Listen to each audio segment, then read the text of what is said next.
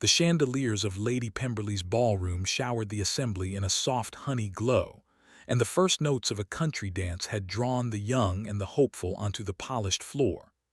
Against the far wall, where the dowagers sat in a row like pale marble statues, Helena, Marchioness of Rothmere, folded her hands in her lap and watched her husband.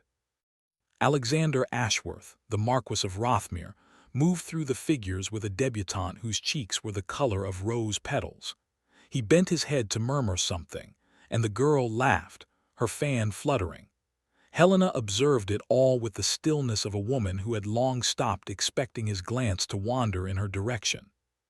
5 years of marriage had taught her that a wife's place at these affairs was ornamental and silent. Alexander had never been cruel. He had been worse, indifferent.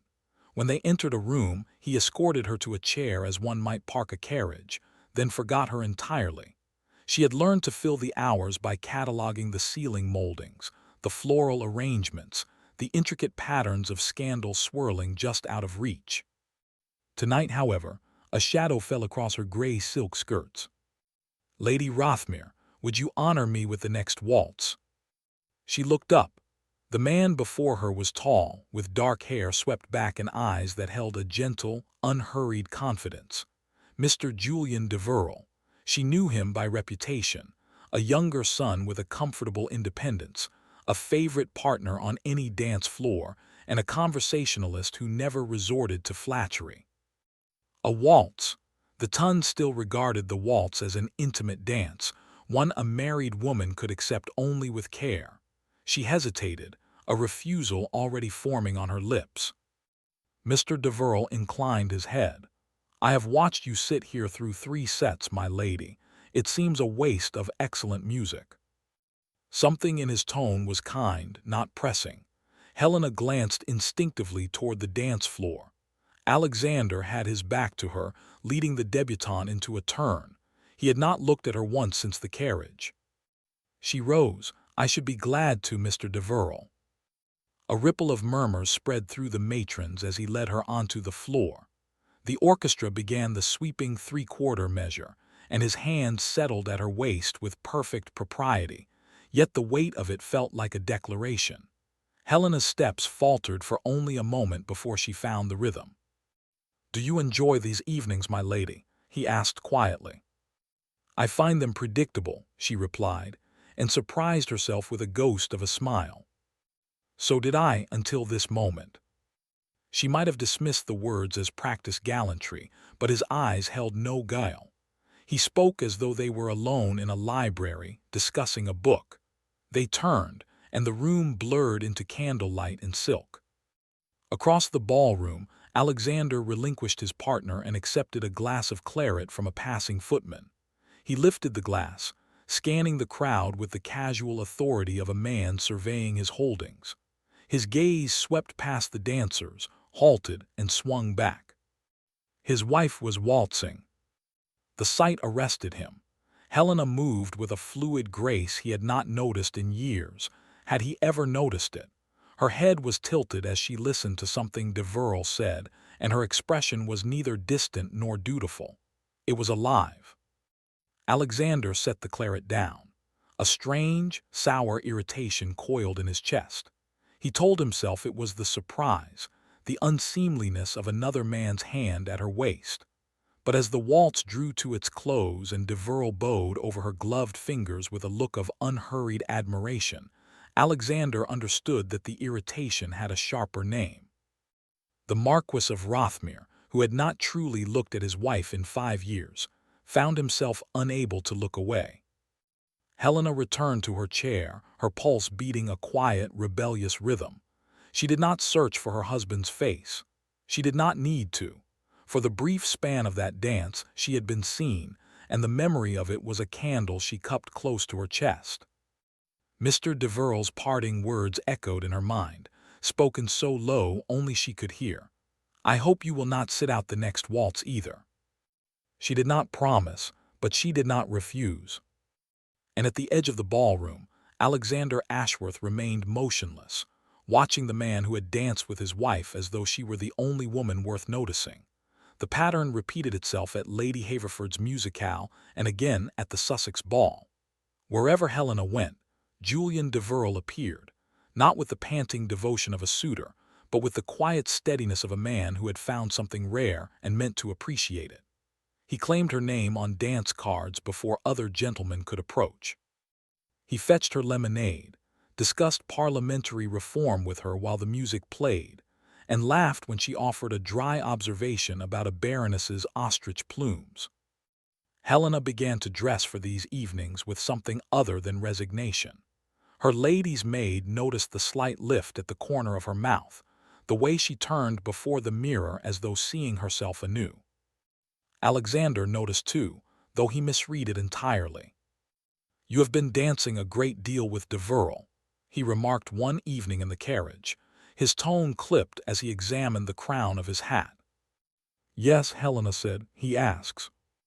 The silence that followed was thick as fog. Alexander's jaw tightened. "You are the Marchioness of Rothmere. It does not serve our name for you to favor one gentleman so conspicuously." She turned her head and regarded him with a calm that had taken her years to build. "You have favored countless partners over 5 seasons. I was not aware the Marchioness was held to a different standard than the Marquess." The carriage swayed. He had no ready retort. She had not spoken with anger, only a weary precision that stung worse than any accusation. At the next event, the Harrington Ball, Julian claimed her for the supper dance, and with careful adherence to form, the waltz that followed. Whispers skittered through the crowd. Matrons murmured behind their fans. Helena caught fragments. "Deverell certainly seems captivated, and where is Lord Rothmere?" Rothmere stood in the card-room doorway, watching the dance floor through narrowed eyes. He saw the easy way Deverell spoke to his wife, how her gloved hand rested on his shoulder without hesitation. He saw the tilt of her chin, the unguarded attention she gave her partner, attention that had once, long ago, been his. He crossed the ballroom as the final chords faded. "Helena," he said, his voice low and controlled, "a word." She made her curtsy to Julian and allowed Alexander to draw her aside near a bank of potted palms. His grip on her elbow was correct in every outward detail, but she felt the tension in his fingers. "You will not dance with him again tonight," he said. She studied his face. The handsome lines she had once traced with her fingers in the dark were hardened now by possession, not love. "I had forgotten what it felt like to be asked," she replied, each word placed like a stone on a scale. "You taught me to forget. Mr. Deverell merely reminded me." She withdrew her arm and walked past him, back toward the dancers. Alexander stood motionless. Around him, the ballroom hummed with gossip and music. He was the Marquess of Rothmere, master of 10,000 acres and a political fortune. But at that moment, he felt powerless against a man who had simply paid his wife the compliment of seeing her. The card room at White's was thick with cigar smoke and the quiet click of ivory counters, but Alexander had no taste for play. He had come to escape the image of his wife's serene dismissal, yet the quiet alcove offered a different torment. Julian Deverell's voice drifted through a screen of ferns, speaking to a companion. "Rothmere's wife is the most underutilized mind in London. She discussed the proportions of the banqueting house with me last night. Inigo Jones, Palladio, the whole lineage. I have never heard a lady speak so precisely about architraves. And the Marquess, he keeps her in a chair like an ornament." A laugh, then Deverell's tone turned sober. "She deserves to be known, not merely kept." The words settled into Alexander's chest like a slow-cold blade. He remained behind the screen, a coward listening to another man catalog the treasures of his own home. He tried to summon disdain, but only shame arrived. He did not know his wife's mind. He had married her for her lineage and her quiet dignity, and he had assumed the rest was silence. That night in the drawing-room of their London house, he confronted her. His cravat was loosened, his composure frayed. "You have been making a spectacle of our name," he said. "Deverell speaks of you as though you were some kind of intellectual marvel. The clubs are murmuring." Helena set down her book, a volume on Italian architecture he had never seen before, and met his gaze. "And what would you have them murmur, Alexander? That I am a piece of furniture in your grand estate. They already do." He stepped forward, frustration burning behind his eyes. "I am trying to protect you."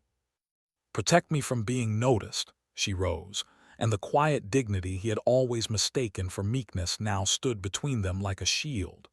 "You emptied our marriage long ago. You did it with every glance you gave to other women, every conversation you never had with me. Mr. Deverell did not fill that emptiness. He merely revealed how vast it had become." He had no words. She moved toward the door, her back straight.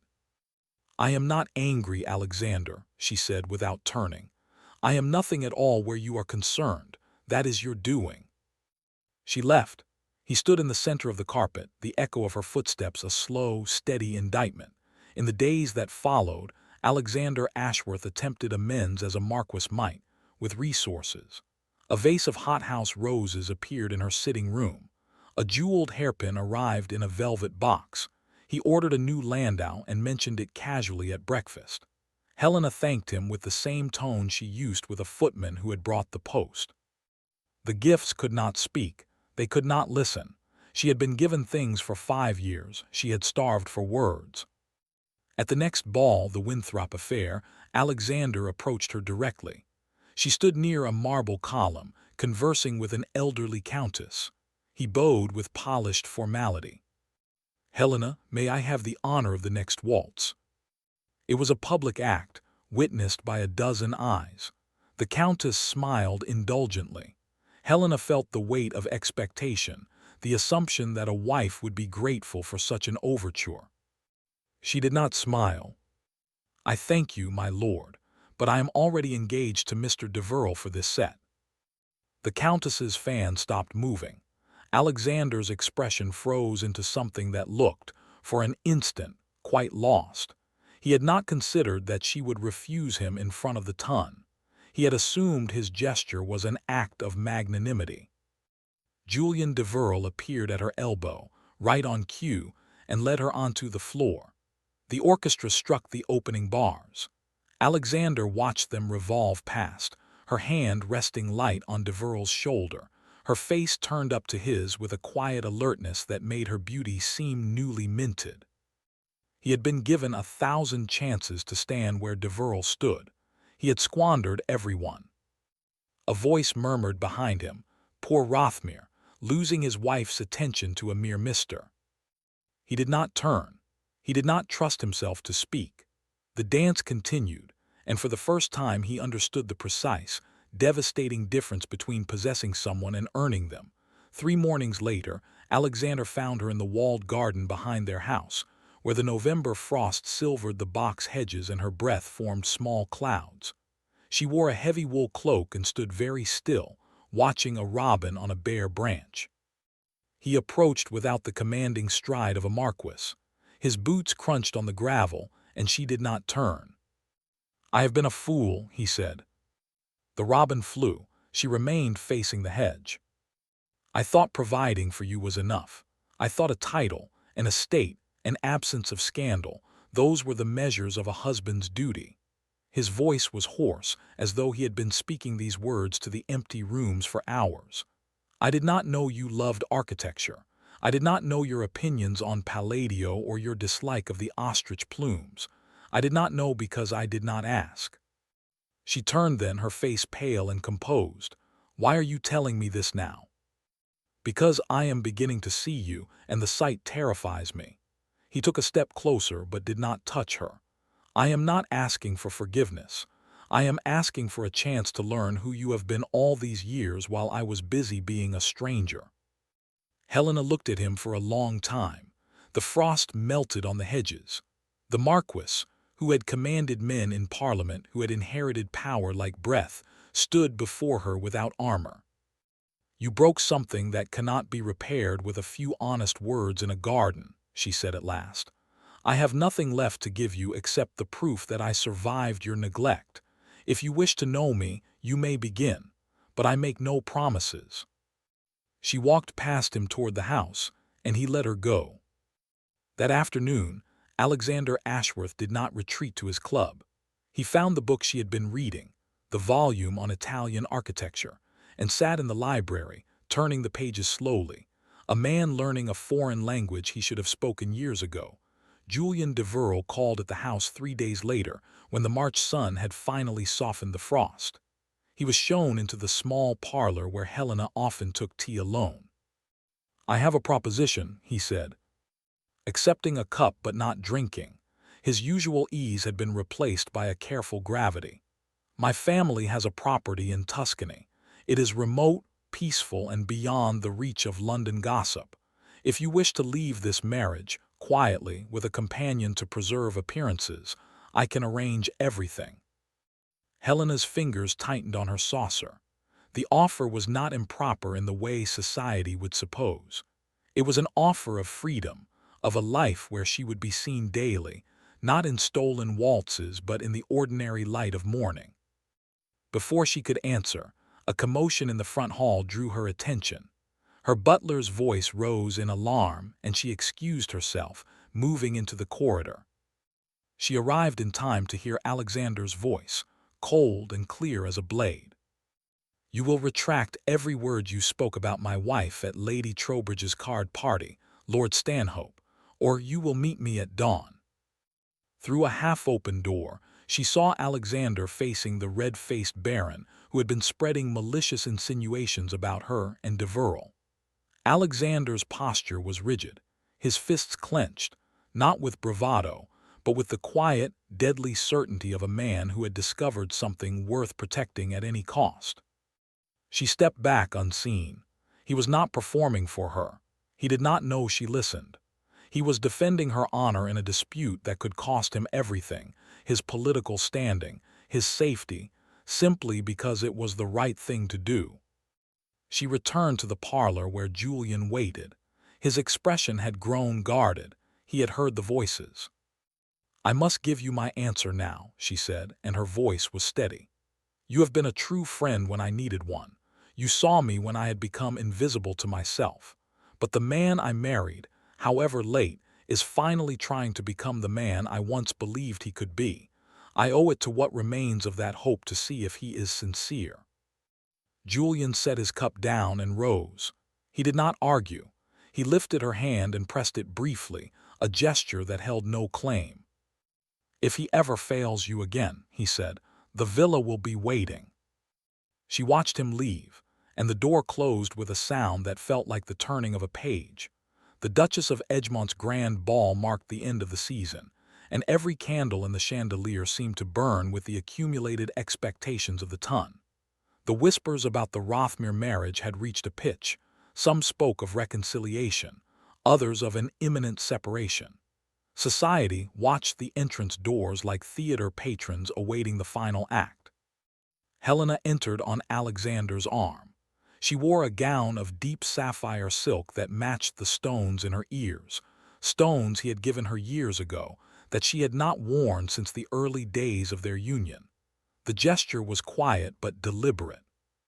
Through the opening sets, she danced with 2 other gentlemen, and Alexander did not hover or glower. He spoke with his political allies, glanced her way occasionally, and waited. When the orchestra announced a waltz, he crossed the floor.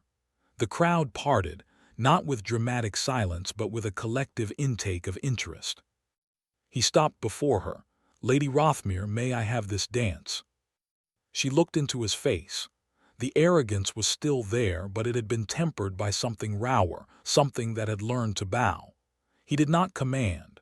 He asked, and his eyes held the knowledge that she might refuse him again publicly, and he would have to accept it. Helena extended her hand. He led her onto the floor. The waltz began, and for the first few measures they moved in silence, his hand steady at her back, hers resting on his shoulder with a familiarity that felt new because it was chosen, not expected. "I have read the Inigo Jones folio," he said quietly, close to her ear.